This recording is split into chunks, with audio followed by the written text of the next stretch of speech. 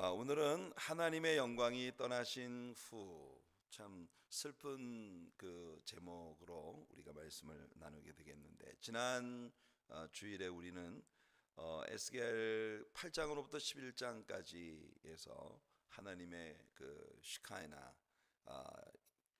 눈으로 하나님이 이곳에 계시다고 하는 걸 눈으로 확인할 수 있었던 그 visible glory, 그 영광이 예루살렘에서 떠나시는 그런 과정을 우리가 함께 다루었습니다. 오늘은 이제 에스겔 12장으로부터 17장까지 말씀을 우리가 함께 다루겠는데요. 12장은 먼저 예루살렘의 멸망을 반포하는 에스겔의 이야기가 나옵니다. 하나님의 그 임재의 영광이 예루살렘을 완전히 떠나셨어요. 그러니까 여러분, 하나님께서 그들에게 그들이 눈으로 확인할 수 있는, 하나님이 우리들 중심에 계시다라고 하는 것을 확인할 수 있었던 그런 영광이 예루살렘을 완전히 떠나버린 그런 상황에서 그들에게 무슨 소망이 더 남아 있을 수 있었겠습니까? 하나님 떠나시고 난 뒤에 무슨 영광이 남아 있을 것이겠어요. 그래서 하나님은 이제 여러 가지 비유들을 들어서 이스라엘 자손들에게 닥친 상황에 대한 영적인 해석들을 보여주시고자 합니다. 그것이 이제 우리가 오늘 저녁 함께 다루는 말씀의 본질이에요. 자, 우리가 지난주에도 이야기했습니다마는 에스겔 11장과 12장은 같은 구절로 시작이 되고 또 그 장들 안에 있는 매 섹션, 매 패러그래프가 끝날 때마다 같은 구절로 끝나고 있는 그런 특성을 지니고 있다고 하는 이야기를 했습니다. 에스겔 12장 1절을 보시면 한번 읽어볼게요. 시작. 또 여호와의 말씀이 내게 임하여 이르시되, 여호와의 말씀이 내게 임하여 이르시되, 이 12장 안에서 이 구절이 5번이나 반복이 되고 있는 걸 봅니다. 1절에도 여호와의 말씀이 내게 임하여 이르시되 라고 말을 했는데, 12장 8절을 보시면 이튿날 아침에 여호와의 말씀이 또 내게 임하여 이르시되, 17절에 보면 여호와의 말씀이 또 내게 임하여 이르시되, 21절에도 여호와의 말씀이 또 내게 임하여 이르시되, 26절에도 여호와의 말씀이 또 내게 임하여 이르시되, 동일한 말씀들이 계속 반복되고 있죠.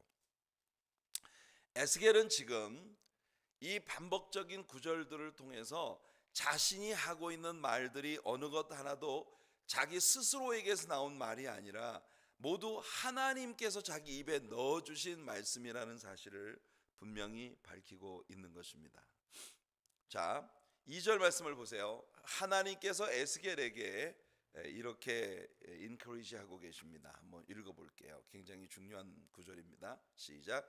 인자야, 내가 반역하는 족속 중에 거주하는도다. 그들은 볼 눈이 있어도 보지 아니하고 들을 귀가 있어도 듣지 아니하나니 그들은 반역하는 족속입니다. 자, 여러분, 하나님은 에스겔의 입에 말씀을 넣어주시고 에스겔로 하여금 하나님께서 입에 넣어주신 말씀을 나가서 전하라고 하시는데, 그 하나님의 말씀을 전하라고 명령을 하시면서 에스겔이 가서 하나님 말씀을 전하기도 전에 에스겔에게 하나님은 미리 일침을 주고 계신 거예요.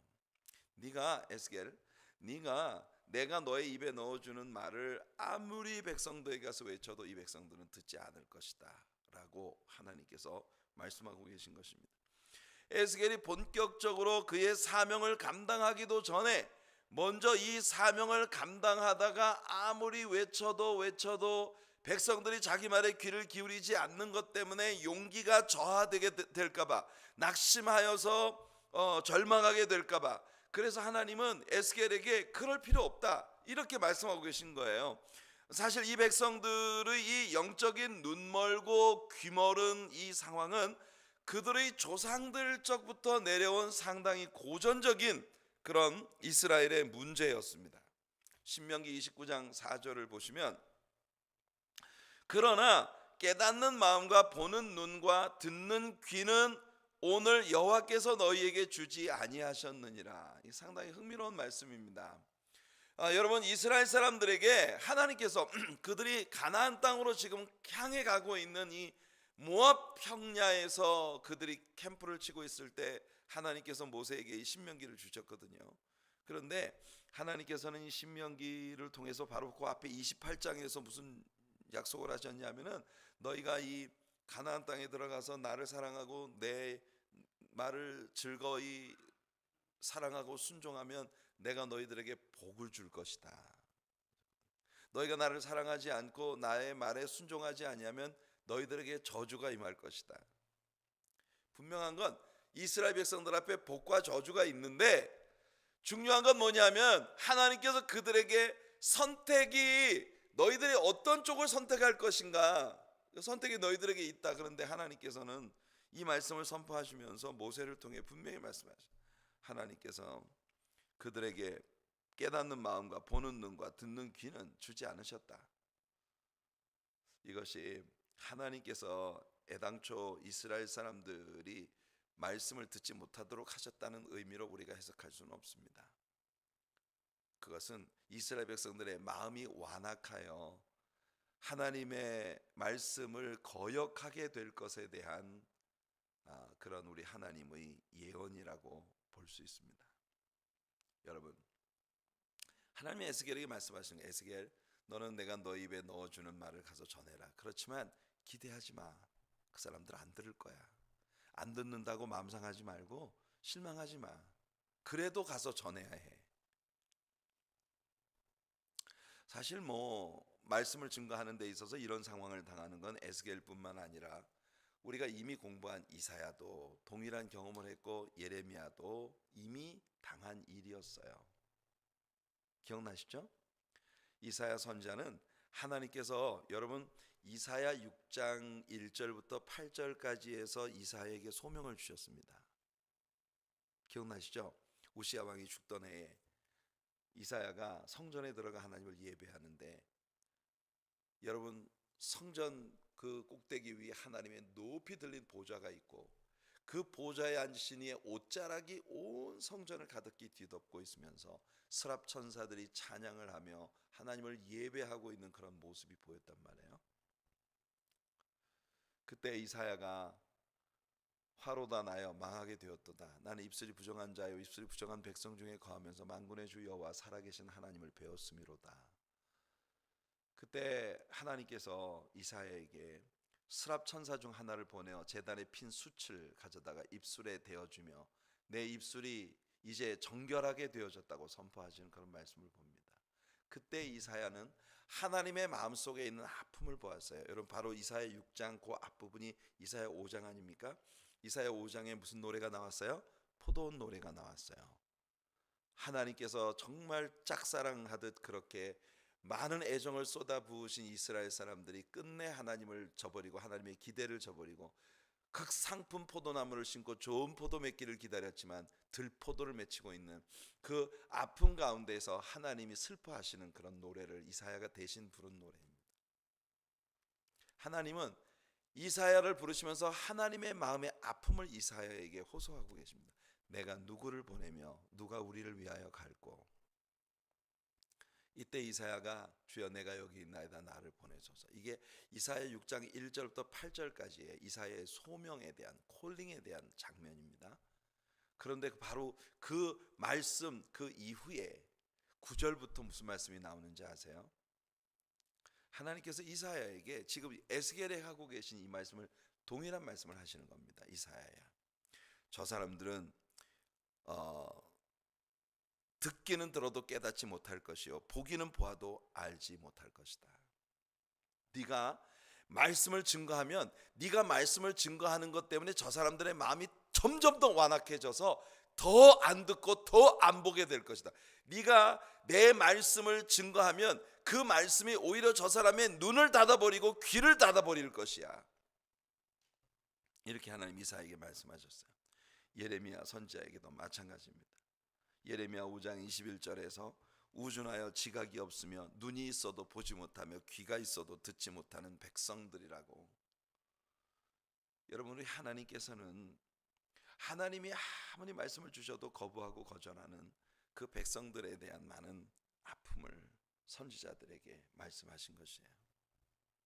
여러분 사도행전이라고 하는 책이 끝나는 마지막 결말의 말씀을 기억하시나요? 사도행전 28장 26절부터 27절 한번 같이 읽어봅시다. 시작. 일러스되 이 백성에게 가서 말하기를 너희가 듣기는 들어도 도무지 깨닫지 못하며 보기는 보아도 도무지 알지 못하는도다. 이 백성들의 마음이 우둔하여져서 그 귀로는 둔하게 듣고 그 눈은 감았으니 이는 눈으로 보고 귀로 듣고 마음으로 깨달아 돌아오면 내가 고쳐줄까 함이라 하였으니. 사랑하는 성도 여러분, 이 사도행전의 마지막 이 구절들은 인류 가운데 항상 있어온 이 고전적인 문제, 하나님께서 아무리 말씀해도 말을 듣지 않는 사람들의 고전적인 문제의 원인이 무엇인지를 우리들에게 정확하게 규명해주고 있는 것입니다. 하나님은 아주 중요한 말씀을 여기서 들려주시고 계신 거예요. 이스라엘 백성들이 눈멀고 귀먼 이유는요, 그들에게 멘탈 프로블럼이 있기 때문이 아닙니다. 그들의 지식 수준의 문제가 있었던 게 아닙니다. 여러분, 오늘날 많은 사람들이 하나님을 믿지 못하고 하나님을 신뢰하지 못하고 또 하나님의 말씀을 아무리 들어도 그 말씀을 마음에 두려워하지 않는 것도 마찬가지예요. 이건 정신적인 문제나 혹은 지식 수준의 문제가 아닙니다. 의지의 문제예요. 하나님은 사람들이 깨닫지 못하고 믿지 못하는 이유가 자신들이 깨달을까봐 두려워하기 때문이라고 말씀하고 계신 거예요. 이거 정말 얼마나 놀라운 말씀입니까? 그 말은 무슨 말이냐면 사람들의 마음속에는 하나님의 진리를 깨닫기 싫고 믿기 싫은 마음이 있다는 거예요. 이 말이 무슨 뜻인지 아세요? 완전히 하나님께 헌신하고 싶지가 않다는 거예요. 하나님 말씀을 듣고 깨달으면 책임이 생기거든요. 하나님 말씀을 듣고 믿기 시작하면 굉장히 내가 이 세상에서 하늘 나라의 소망을 가진 사람으로서의 의무가 생겨지게 되거든요. 사람들은 이걸 싫어한다는 겁니다. 하나님께 나와 복받고 싶어하고 하나님께 나와 어떤 종교를 선택한 사람으로서의 안전함을 누리고 싶은 마음은 있는데 굳이 하나님의 이 깊은 말씀을 깨닫고 싶지가 않아요. 그 말씀을 이해하고 싶지가 않아요. 왜냐하면 그걸 깨닫고 이해하게 되면 나에게 obligation이 생기기 때문이다. 하나님은요, 사람들의 마음속에 있는 이 마음을 정확하게 갈파하고 계신 겁니다. 사람들은 다양한 종류의 excuse를 항상 얘기합니다. 설교가 너무 길어서, 설교가 너무 어려워서, 우리가 신학생도 아닌데 뭐 이렇게 어려운 성경 말씀을 디테일하게 가르치려고 하나. 근데 여러분, 하나님은 본질을 정확히 말씀하고 계신 거예요. 알고 싶어 하지 않기 때문이라는 거. 심지어 하나님 그렇게 말씀하잖아요. 자기들이 이 말씀을 잘 들으면 마음으로 깨닫고 돌아와 내가 고쳐줄까 두려워서 안 믿는다는 거예요.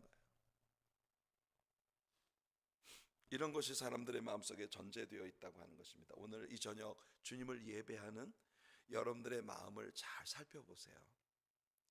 여러분들은 혹시 하나님께로부터 내가 얻을 수 있는 그 무엇인가를 얻는 것이 내 신앙생활의 목적의 전부인 삶을 살고 있는 것은 아닌가? 하나님이 여러분을 필요하다고 하시는데, 하나님께서 여러분을 들어 쓰시겠다고 하시는데, 정말 하나님의 일에 인볼브되는 것은 여러 가지 이유들이 있어서 그닥 원하지, 할 수만 있으면 그냥 편안하게 아무런 의무도 묻히지 않은 채 신앙생활하고 싶은 것이 혹시 여러분들의 마음은 아닌지.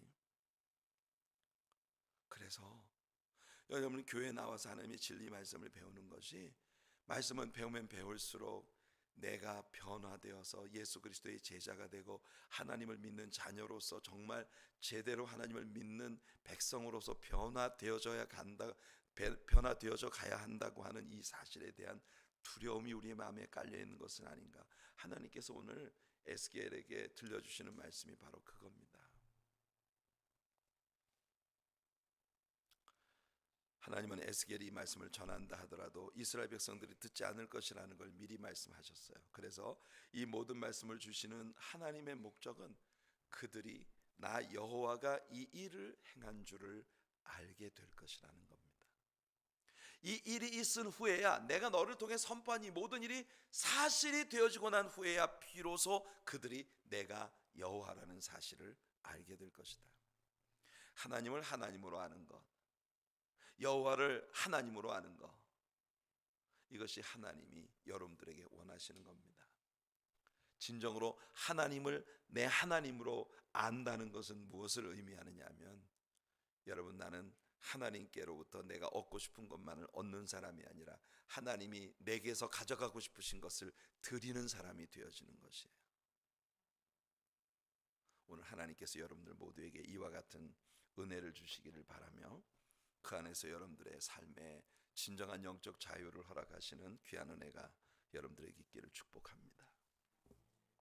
13장에 들어가 보면 거짓 선지자들에 대한 예언이 선포되는 걸 봅니다. 에스겔의 이야기는 다시금 하나님의 말씀으로 시작이 돼요. 1절부터 3절까지 한번 읽어보겠습니다. 시작. 여호와의 말씀이 내게 임하여 이르시되, 인자야, 너는 이스라엘에 예언하는 선지자들에게 경고하여 예언하되, 자기 마음대로 예언하는 자에게 말하기를, 너희는 여호와의 말씀을 들으라. 주 여호와의 말씀에 본 것이 없이 자기 심령을 따라 예언하는 어리석은 선지자에게 화가 있을진저. 네. 여기 이 선지자들의 문제가 무엇인지 확연히 나오고 있습니다. 이들의 예언은 여호와의 말씀으로부터 온 것이 아니고 자기 심령에서부터 나온 것이라는 거예요. 오늘날의 교회 속에도 왜 이렇게 많은 문제들이 생기는지 아십니까? 가르치는 사람들이 하나님의 말씀을 가르치지 않고 자기 생각에서 나오는 것들을 가르치기 때문이에요.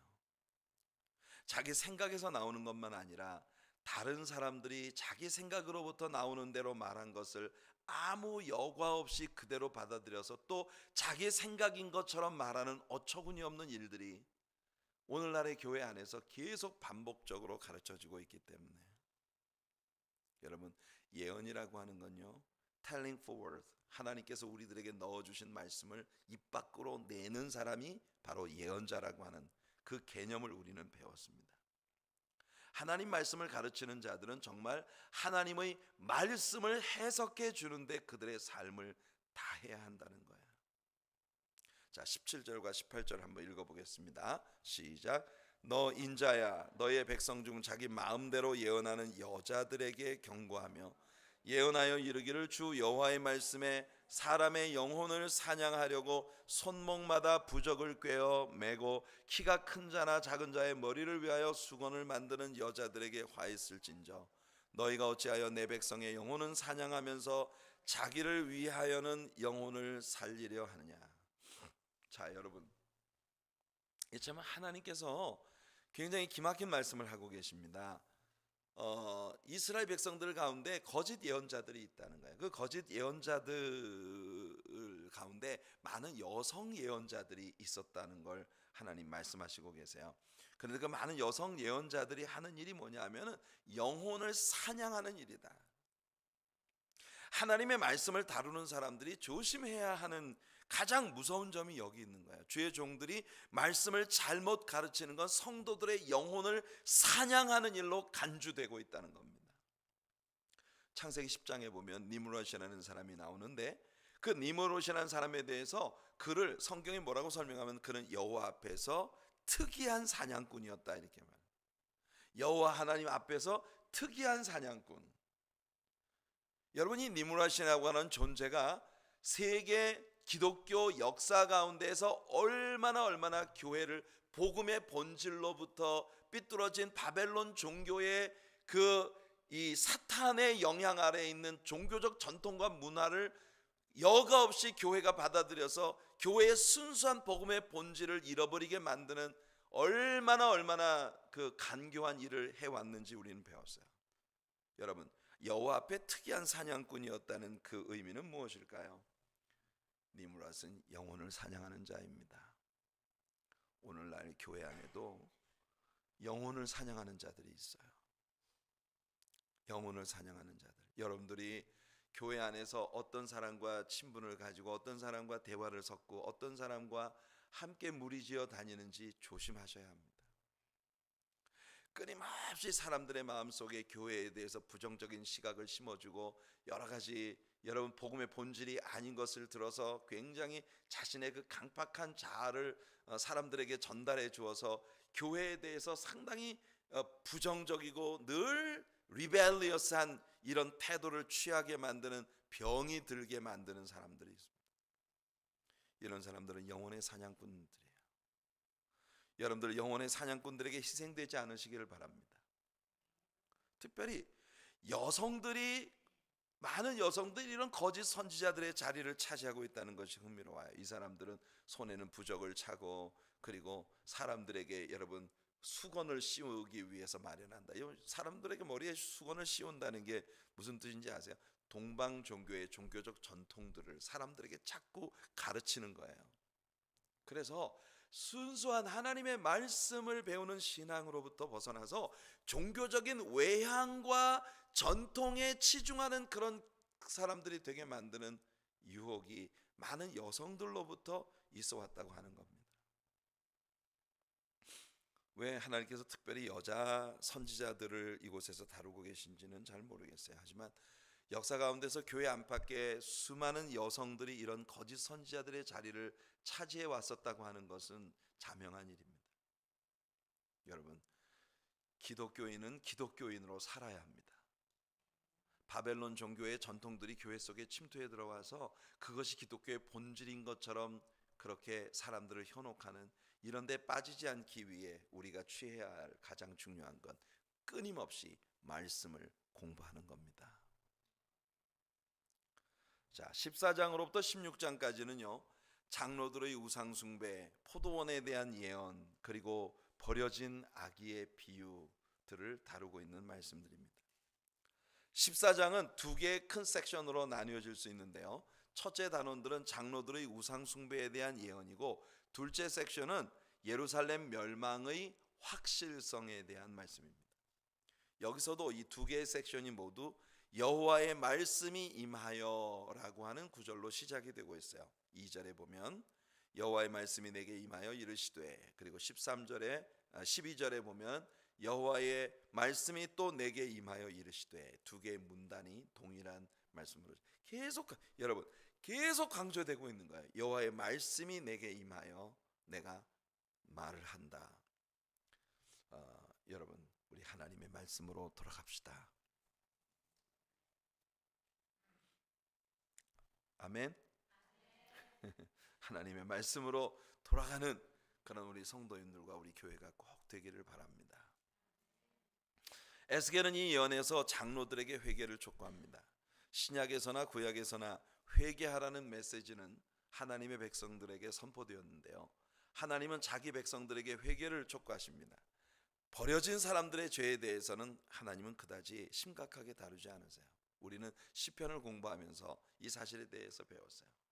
이미 버려진 사람들의 타락에 대해서는 하나님 분노하지 않으십니다. 그러나 하나님의 자녀들에게 문제가 생길 때 하나님은 그것을 심각하게 다루신다는 거예요. 우리는 가인의 후손들의 타락한 문화가 벌써 창세기의 초창기부터 얼마나, 여러분 오늘 이 시대의 문화 속에서나 볼 수 있을 것 같은 하나님께 대한 반역적인 그런 일들이 가인의 집안에서 많이 벌어졌어요. 창세기 4장을 읽어보세요. 그런데 창세기 5장에서 아담의 후손의 계보가 나오고 6장에 들어가면서 무슨 얘기가 나오냐면 하나님의 아들들이 사람의 딸들과 결혼을 하면서 이 하나님의 자녀들이 이 세상에 사탄의 종로로 타고 있는 사람들과 믹스처 되어지면서 하나님 크게 분노하시는 그런 모습을 봅니다. 하나님께서 지면에 사람을 완전히 쓸어버리겠다고 공언하시는 그런 말씀이 나오는 걸 보죠. 그리고 노아의 대홍수가 일어나게 되는 것입니다. 4절 말씀 한번 읽어볼게요.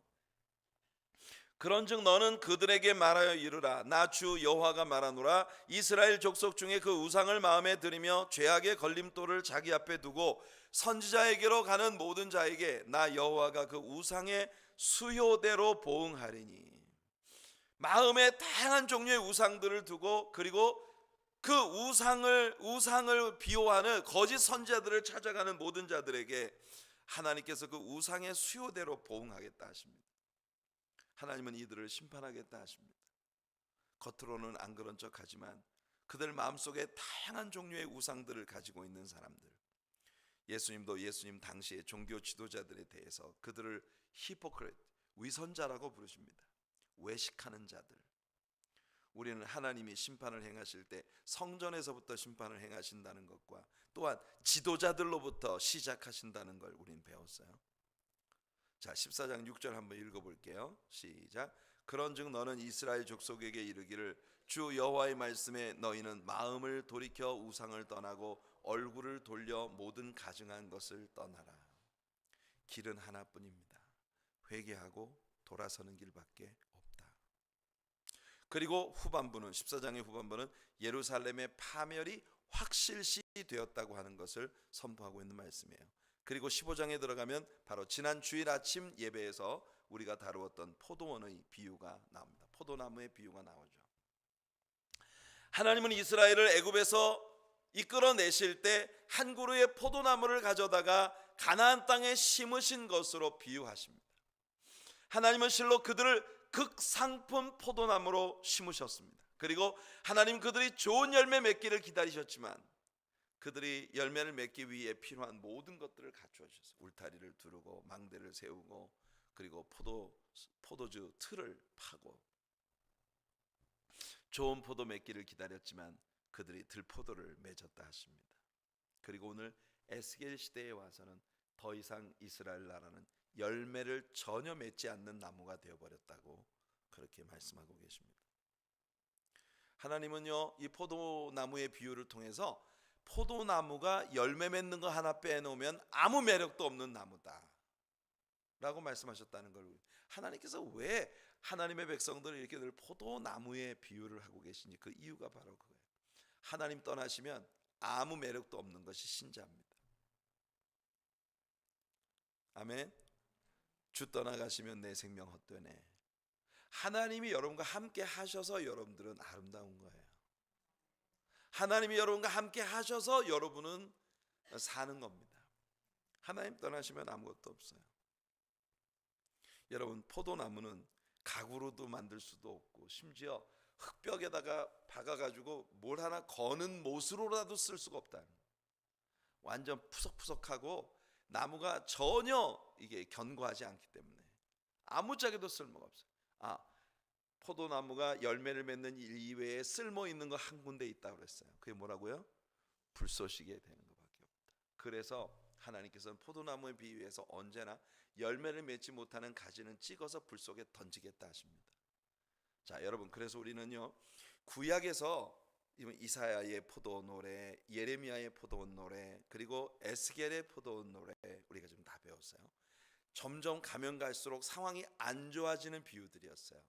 이 일련의 포도나무의 비유가 쭉 가다가 신약 성경에 와서 예수님의 다락방 설교에서 우리는 요한복음 15장에서 예수님의 포도나무 비유를 봅니다.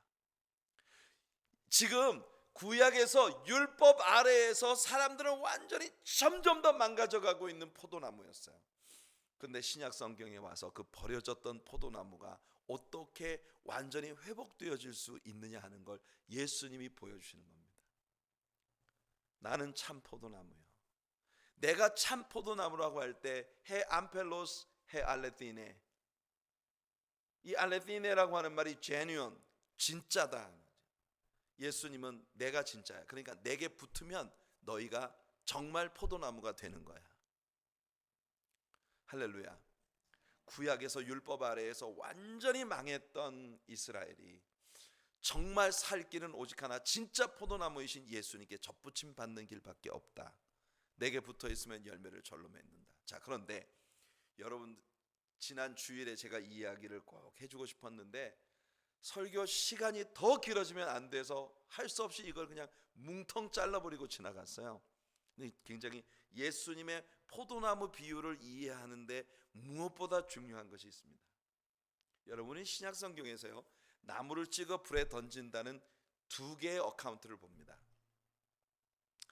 하나는 세례 요한과 예수님이 동일하게 말씀하죠. 도끼가 나무 뿌리에 놓였으니 열매를 맺지 못하는 나무마다 찍어 불에 던지리라 라고 말씀하시는 말씀이 있었어요. 여기서 예수님 말씀하시는 찍어서 불에 던지는 건 지옥불에 들어가는 거예요. 하지만 예수님이 요한복음 15장의 포도나무의 비유에서 말씀하시는 가지를 찍어서 불 속에 던지는 건요, 프루닝입니다. 프루닝. 이건 가지치기예요. 나무를 뿌리채, 도끼를 가지고 뿌리를 찍어서 완전히 송두리째 지옥에 던지는 게 아니에요. 지금 요한복음 15장을 자세히 보세요. 여기에 열매 맺지 못하는 가지가 그냥 열매 맺지 못하는 가지가 아니에요. 내게 있으면서 열매를 맺지 못하는 가지들이라고 말씀하십니다. 여러분, 우리가 예수님을 믿고 주님께 접붙임 받았는데 우리들의 신자로서의 우리들의 삶에서 우리가 완전히 예수화 되지 못하는 여러 가지 부분들이 있다는 거예요. 우리는 예수님께 붙은 가지입니다. 그런데 우리가 열매를 맺지 못하게 만드는 다양한 요소들이 있다는 거예요. 이건 열매를 더 맺게 하기 위하여 우리 예수님이 그 가지를 깨끗게 하신다. 이 비유에서 찍어 불에 던지는 건 뭘 말하느냐 하면은 우리의 삶에서 하나님이 기뻐하지 않으시는 많은 요소들을 하나님께서 성령의 능력으로 계속 절단, 이게 가지치기 아닙니까? 그래서 우리를 깨끗하게 만들어서 결국 우리로 하여금 주님의 열매를 많이 맺게 만들어 주신다는 거예요.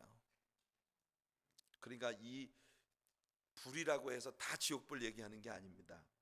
이거는 예수님의 비유 속에는요, 여러분, 우리가 칼빈주의의 5대 개요 가운데 마지막 5번째가 Perseverance of the Saints, 성도의 견인이라고 하는 이 요소가 있어요. 저는 예수 그리스도께서 한 번 구원하신 주의 자녀들은 절대로 주님이 사탄에게 그 영혼을 뺏기지 않으신다고 믿습니다. 아버지께서 내게 주지 않으시면 아무도 내게로 올 자가 없고 내게 주신 자를 내가 절대로 빼앗기지 않는다고 예수님 선포하셨어요. 우리들의 구원은 우리들에게 디펜드된 것이 아니라 우리를 붙잡고 계시는 예수님께 디펜드되어 있습니다. 그래서 때때로 한 사람의 신자가 우리 주님께 붙어서 살아가는데 아직도 내 성격 때문에, 성품 때문에, 또는 나의 이런저런 약점들 때문에, 그래서 우리가 좋은 열매를 맺지 못하게 만드는 요인들이 우리 안에 있을 때 예수님은 그것을 다 찍어서 불에 던져주십니다.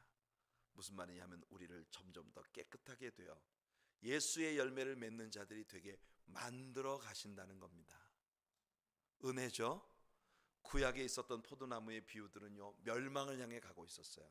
그러나 신약의 예수님의 포도나무의 비유는 우리를 온전케 만드셔서 마침내 예수 그리스도를 닮은 아름다운 열매를 맺는 참 포도나무, 진짜 포도나무이신 예수께 붙은 가지들이 되게 만들어 주신다는 겁니다.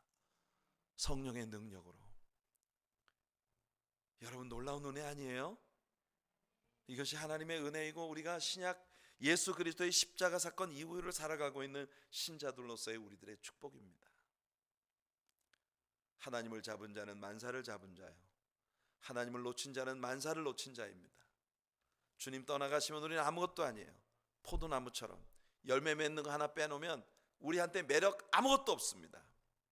그러니까 하나님을 잡아야겠죠. 하나님을 소유해야겠죠. 하나님을 소유하고 살아가는 여러분들 되시기를 축복합니다. 옛날에 저 시골에 말이에요, 산골짜기에 목탄을 구워서 파는 그런 목탄 장수가 있었어요. 숯을 만들어서 파는. 근데 그 장수의 아들이 어느 날 개울가에서 미역을 감으려고 개울가를 딱 갔는데 아니 어떤 애가 하나 물에 빠져 죽어가고 있는 거예요. 그래가지고 얘가 그냥 개울 속에 들어가가지고 확 헤엄을 쳐서 그 아이를 건져냈습니다. 건져냈더니 이 아이가 밖에 딱 나오자마자 하는 말이, 너는 누구냐? 아니 이게 자기 살려줬더니 아주 점점 피면서 얘기해. 넌 누구냐? 나는 저 뒤에 산 너머에 있는 목탄 장수 아들인데 내가 우리 아버지께 이야기해서 너에게 큰 상을 내리겠노라. 이러고 갔어요. 별 웃기는 놈 다 보겠네. 근데요, 며칠 지나고 난 다음에 수필에 말 달리는 소리가 막 탁탁탁탁탁탁탁 나더니 갑자기 이리 오너라. 웬 선비가 문 앞에 서 있는 거예요. 그래가지고 이 참수 장사가 나가가지고서 왜 나으리 무슨 일이옵니까? 그 사람이 하는 말이, 나는 궁궐에서 나온 왕의 신하인데, 이 왕자가 여기 궁궐에서 나와가지고 돌아다니다가 그래서 미역을 감다가 물에 빠져 죽을 뻔한 걸 네 아들이 살려줬다는 거예요. 그래서 임금님께서 후한상을 내리시겠다고 하니 나와 함께 궁궐로 들어가자. 아이고, 이게 참수 장사가냐, 이게 웬 떡이냐, 이게 정말 완전히 해서, 아이고 우리 복덩어리 내 새끼 막 이러면서 애를 보고, 그래서 아이고 예 가시오, 갑시다 이러면서 채비를 채고 나는데, 야 너 말고 네 아들 오랍신다. 이 참수장사 아들이 덜렁덜렁 따라가는데 이제 아빠가 그 뒤를 따라가는 거예요. 이 수장사 아들이 가가지고서 궁궐에 갔어요. 진짜 임금님 앞에 딱 고개를 숙이고 앉아 있는데, 임금님이 오셔서 하시는 말씀이, 짐의 마음이 심히 기쁘도다. 내가 내 아들을 살렸단 말이냐? 네가 무엇이든지 원하는 대로 구해라. 내가 뭐든지 다 주겠다. 나라의 절반이라도 주겠노라. 이때 이 참수장수가 옆에 아들을 쿡쿡 찌르면서, 야 집 하나 지어달라고 그래. 이 아들이 가만히 있어요. 말을 하라는데도, 야 그러면 큰 땅이라도 좀 달라고 그래. 농사라도 좀 짓게. 아무 소리 안 하고 있어요. 임금님이 이 녀석아 말을 하라는데도, 그러니까 이 수장수 아들이 한참을 머뭇거리다가 하는 말이, 폐하 아래옵기 황송하오나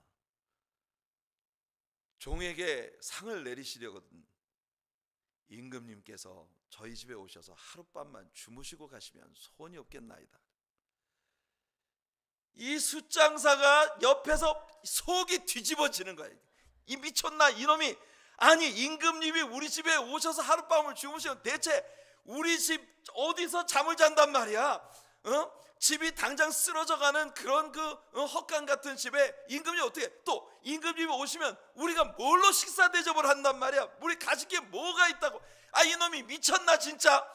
그래 막 속이 뒤집어지는 거예요. 그러니까 임금님이 너털 웃음을 웃으시며 하시는 말씀이, 짐의 마음이 심히 기쁘도다.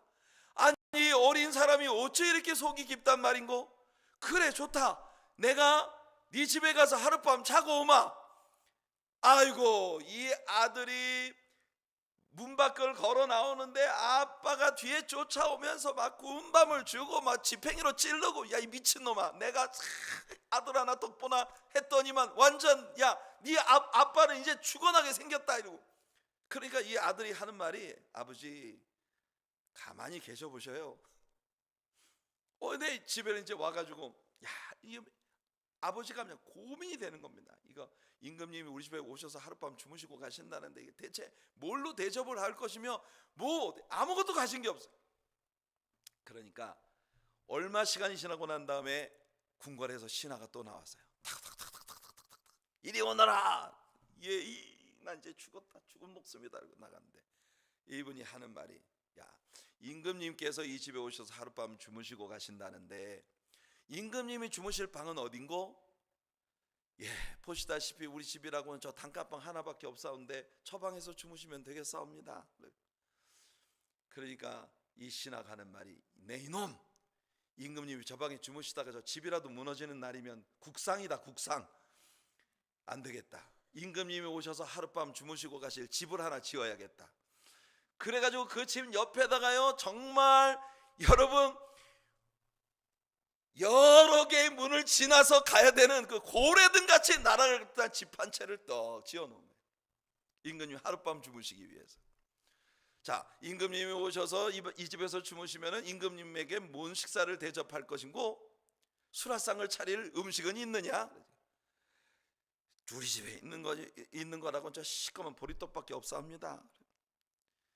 내 이놈 무엄하도다. 어찌 임금님께 이런 음식을 대접한단 말인고? 그래서 안 되겠다. 지금부터 여기 네 눈이 닿는 데까지 저 땅을 다 너한테 줄게. 열심히 농사를 지어서 산의 진미를 찾아내거라. 여러분, 임금님이 그 집에 오셔서 하룻밤 주무시고 가신다는데, 이 숫장사 아들이 똑똑한 아들이에요? 똑똑하지 않은 아들이에요? 이 아버지는 임금님한테 야, 집 하나 지어달라고 그래. 뭐 저 돈 좀 달라고 그래. 밭이라도 하나 달라고 그래. 상상할 수 없는 일이 벌어진 거예요. 임금님 그 집에 와서 하룻밤 주무시고 가시는데, 임금님을 위해서 이 사람요, 집도 한 채 생겼고 엄청난 밭도 생겼어. 여러분, 이 이야기는 우리들에게 굉장히 많은 교훈이 됩니다. 우리는요, 내가 가지지 못한 거, 내가 부족하다는 거, 모자란다는 거, 내가 대체 하나님을 위해서 뭘 할 수 있습니까? 라고 말합니다. 그러나 여러분, 하나님을 잡으세요. 아멘이라도 하세요. 예? 제가 제 이야기가 그냥 허언이라고 생각하십니까? 여러분, 하나님을 잡으세요. 그러면 여러분, 우리 하나님께서 당신의 영광을 위하여 그의 뜻을 이루기 위하여 여러분이 필요하다고 느끼는 것보다도 훨씬 더 큰 것들을 여러분들에게 공급해 주실 수 있으십니다. 여러분들을 통해 주의 뜻을 이루시기 위하여. 이것이 포도나무의 비유가 우리에게 주는 교훈이에요. 우리는요, 주님이 함께 하셔서 열매 맺는 것 빼놓으면 아무것도 남는 거 없는 사람들입니다. 그러니 주님께 붙어야 해요. 주님을 소유해야 해요. 그것이 우리들의 신앙생활의 최고의 관건입니다. 16장은 예루살렘을 길가에 버려져 있던 핏덩이 아기의 모습으로 비유하고 있는 챕터입니다. 1절을 보시면 또 에스겔의 말이죠. 여호와의 말씀이 내게 임하여 이르시되, 같은 말입니다. 2절 3절 보시면요, 인자의 예루살렘으로 그 가증한 일을 알게 하여 이르기를 주 여호와께서 예루살렘에 관하여 이같이 말씀하시되, 내 근본과 난 땅은 가나안이요 내 아버지는 아모리 사람이요 내 어머니는 헷 사람이라. 예루살렘의 영적인 현실에 대해서 말씀하고 계신 거예요. 하나님께서 지금 이스라엘 나라의 기원에 대해 말씀하고 계신 것이 아닙니다. 그들의 조상 아브라함과 사라의 이야기를 하고 계신 게 아니에요. 예루살렘이라는 도시의 기원에 대해 말씀하시는 겁니다. 창세기 15장 16절은 이렇게 말합니다. 내 자손은 4대 만에 이 땅으로 돌아오리니 이는 아모리 족속의 죄악이 아직 가득 차지 아니함이니라 하시더니, 여러분, 이 예루살렘 땅은 아모리 사람들의 땅이었습니다. 다윗이 예루살렘을 여부수 족속들에게 뺏어서 여러분 그곳을 이스라엘의 수도로 삼을 때까지 이 땅은 여부수 땅이라고 일컬어지던 여부수 족속들의 땅이었어요. 이것이 예루살렘의 히스토리입니다. 이 예루살렘이 이스라엘 사람들의 땅이 될 때의 모습을 하나님은 이렇게 묘사하십니다. 4절 5절입니다.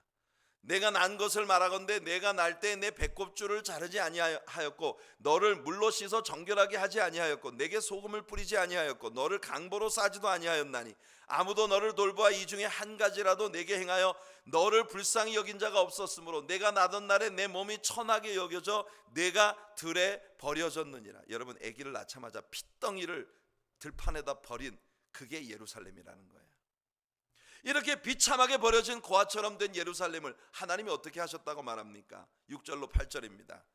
내가 내 곁으로 지나갈 때 내가 피투성이가 되어 발짓하는 것을 보고 내게 이르기를 너는 피투성이라도 살아있으라. 다시 이르기를 너는 피투성이라도 살아있으라 하고 내가 너를 들에 풀같이 많게 하였더니 내가 크게 자라고 심히 아름다우며 유방이 뚜렷하고 내 머리털이 자랐으나 내가 여전히 벌거벗은 알몸이더라. 내가 내 곁으로 지나며 보니 내 때가 사랑을 할 만한 때라. 내 옷으로 너를 덮어 벌거벗은 것을 가리고 내게 맹세하고 언약하여 너를 내게 속하게 하였느니라. 나 주 여호와의 말이니라. 여러분, 하나님께서 정말 들판에 버려져 죽어가는 핏덩이를 향해 살아있어라, 살아있어라. 여러분, 이것은 주님께로부터 생명이 선포된 겁니다. Let there be light, so there was light. 여러분, 하나님의 창조에 대해 성경은 이렇게 단순하게 설명합니다. 하나님이 빛이 있으라 하심에 빛이 있었고 그 빛이 하나님 보시기에 좋았던 거예요. 오늘 여러분, 이렇게 핏덩이처럼 버려진 예루살렘을 향하여 살아있으라, 살아있으라. 우리 주님의 선포하신 말씀대로 그들은 생명을 얻게 되었다는 것입니다. 들의 풀처럼 그들의 수가 많아지고 그들이 제법 여러분 이 아름다운 몸매를 갖춘 시집갈 정령기에 다다른 처녀처럼 그렇게 아름다운 도시가 되었다는 거예요. 그때 하나님께서 그에게 옷을 입혀주셔서 벌거벗은 것을 가려주시고 그들에게 언약하고 맹세하시기를 너는 내게 속하게 하였다. 하나님은 예루살렘을 하나님께 입양시키셨고 너는 내 것이라 라고 부르고 계신 것입니다. 9절부터 11절까지 말씀을 같이 한번 읽어볼게요. 시작. 내가 물로 내 피를 씻어 없애고 내게 기름을 바르고 수놓은 옷을 입히고 물돼지 가죽신을 신기고 가는 배로 두르고 모시로 덧입히고 폐물을 채우고 팔고리를 손목에 끼고 목걸이를 목에 걸고. 할렐루야. 핏덩이처럼 버려졌던 예루살렘을 하나님께서 이렇게 아름답게 세워주셨다는 것을 우리 주님은 비유하고 계신 것입니다. 저는 이것이 오늘 우리 신자들에게 그대로 적용된다고 믿습니다. 우리는 아주 나쁜 출생의 배경을 가진 사람들이에요. 아담과 이브는 죄인이 되었고 우리는 그 죄 가운데서 태어났습니다. 다윗 역시도 고백하지 않습니까? 내가 죄악 중에서 출생하였으며 어머니가 죄 중에 나를 잉태하였나이다. 우리가 자랑할 것이 뭐가 있겠습니까? 우리들의 조상들 가운데 이 세상의 영웅 호걸들이 얼마나 있었는지 모르지만 그들 역시 그저 일단의 죄인들이었을 뿐입니다. 이것이 바로 우리들의 가문이고 우리들의 핏줄입니다. 하나님이 예루살렘에 행하신 일을 우리에게도 행해 주시는 거예요. 하나님은 우리에게 살라라고 선포하십니다. 그래서 우리는 사는 겁니다. 더럽고 추한 환경에 피투성이로 버려진 아기를 씻어주시고 새롭게 하신 우리 주님은 디도서 3장 5절에서 우리를 구원하시되 우리가 행한 바 의로운 행위로 말미암지 아니하고 오직 그의 긍휼하심을 따라 중생의 씻음과 성령의 새롭게 하심으로 하셨나니. 이게 은혜죠. 우리 주님은 중생의 씻음과 성령의 새롭게 하심으로 우리 모두를 새롭게 만들어 주셨다는 것입니다. 하나님은 이 아기에게 기름을 부으셨고 마찬가지로 하나님은 우리에게 성령의 기름을 부어 주셨습니다. 하나님은 이 아기에게 옷을 입히셨습니다. 명주, fine linen, 너무 아름다운 명주 옷을 입히셨습니다. 이것은 우리 모두를 예수 그리스도의 의로 옷 입혀주신 이 사실을 보여주는 것이에요. 17장은 두 마리 독수리의 수수께끼를 담고 있는 챕터입니다. 1절과 2절을 보실게요. 여호와의 말씀이 내게 임하여 이르시되 인자야 너는 이스라엘 족속에게 수수께끼와 비유를 말하라. 하나님은 에스겔에게 이스라엘 족속에게 수수께끼를 가지고 나가라 하십니다. 왜냐하면 이들이 에스겔에게 주의를 기울이지 않을 것이기 때문에 그들에게 흥미를 유발시키는 수수께끼 형태로 이 말을 하라는 것입니다. 자, 하나님의 수수께끼를 보세요. 여호와께서 이같이 말씀하여 이르시되 색깔이 화려하고 날개가 크고 깃이 길고 털이 숱한 큰 독수리가 레바논에 이르러 백향목 높은 가지를 꺾되 그 연한 가지 끝을 꺾어 가지고 장사하는 땅에 이르러 상인의 성읍에 두고 또 그 땅의 종자를 꺾어 옥토에 심되 수양버들 가지처럼 큰 물가에 심더니. 이 큰 독수리는 바로 바벨론과 느부갓네살을 의미하는 수수께끼입니다. 이 독수리가 무슨 독수리냐? 예레미야도 바벨론을 독수리에 비유했었어요. 예레미야 48장 40절 보면 이는 여호와의 말씀이니라 보라 그가 독수리같이 날아와서 모압 위에 그의 날개를 펴리라. 49장 22절에 보면 보라 원수가 독수리같이 날아와서 그의 날개를 보스라 위에 펴는 그날에 에돔 용사의 마음이 진통하는 여인같이 되리라. 다니엘 역시도 바벨론 제국이 일어나는 모습을 사자의 몸에 독수리 날개를 가진 모양으로 그렇게 묘사했습니다. 다니엘 7장 4절을 보시면 첫째는 사자와 같은데 독수리의 날개가 있더니 이 바벨론 제국을 말하는 거예요. 여기 나오는 포도나무는 누굽니까? 이스라엘이에요. 특별히 여기에서는 다윗 왕가를 일컫고 있습니다.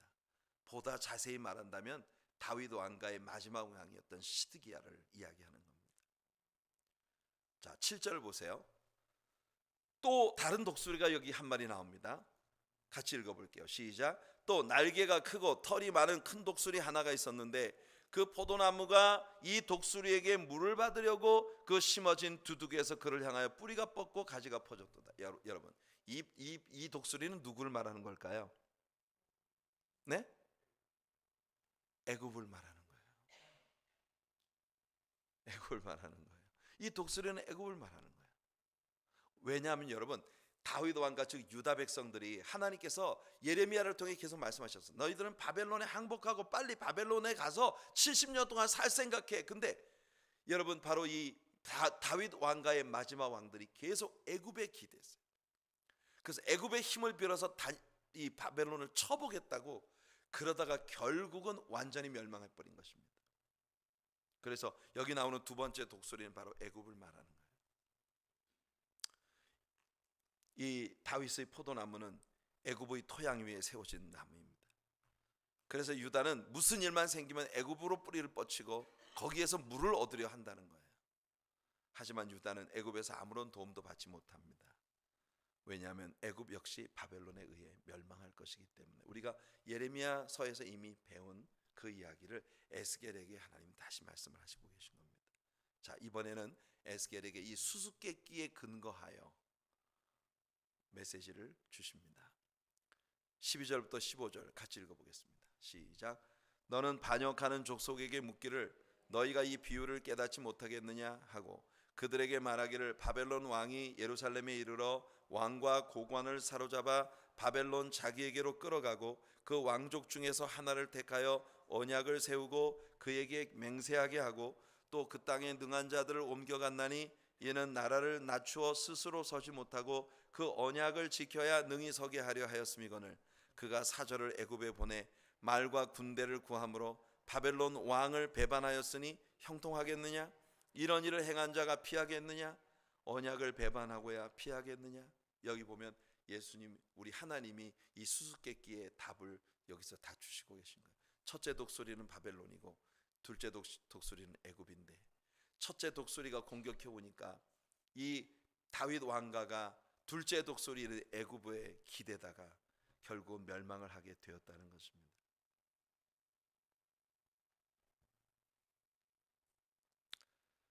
이제 느부갓네살이 올라와서 시드기야를 파멸시킵니다. 18절을 보세요. 그가 이미 손을 내밀어 언약하였거늘 맹세를 없인 여겨 언약을 배반하고 이 모든 일을 행하였으니 피하지 못하리라.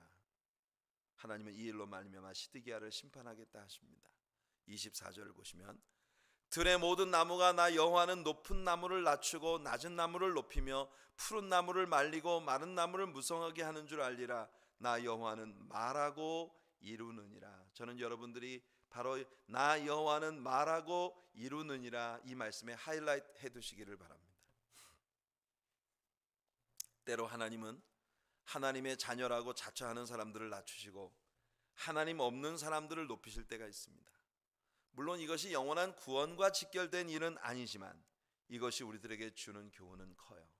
하나님은 이스라엘 나라가 바벨론과 약속을 맺었다가 그 약속을 깨뜨리고 애굽을 의뢰함으로써 바벨론과의 약속을 깨뜨렸다는, 배신을 했다는 이 사실을 우리 하나님께서는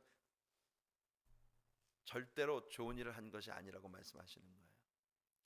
여러분, 우리 크리스찬들이 세상을 살아가면서 어떤 때는요 믿음 없는 사람들보다도 약속을 더 안 지키는 그런 모습을 보일 때가 참 많습니다.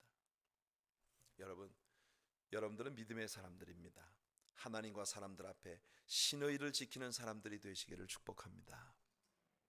자, 오늘 우리는요 결국 하나님의 영광이 떠나고 난 후에 멸망을 향해 가는 예루살렘에 대한 여러 가지 하나님의 비유와 예언의 말씀들을 함께 다루었습니다. 이 비유들은 다음 주에도 우리가 다루게 될 말씀에 몇 가지가 더 이어지게 되는데요. 여러분 이 말씀들을 공부하면서 주 떠나가시면 내 생명 헛되네, 여러분들에게 가슴속 깊은 곳에 뿌리를 내려야 하는 것은 주님 아니면 나는 아무것도 아닙니다. 이것이 여러분들 모두의 하나님을 향한 신의이고 그리고 또 신앙의 고백이 되기를 축복합니다.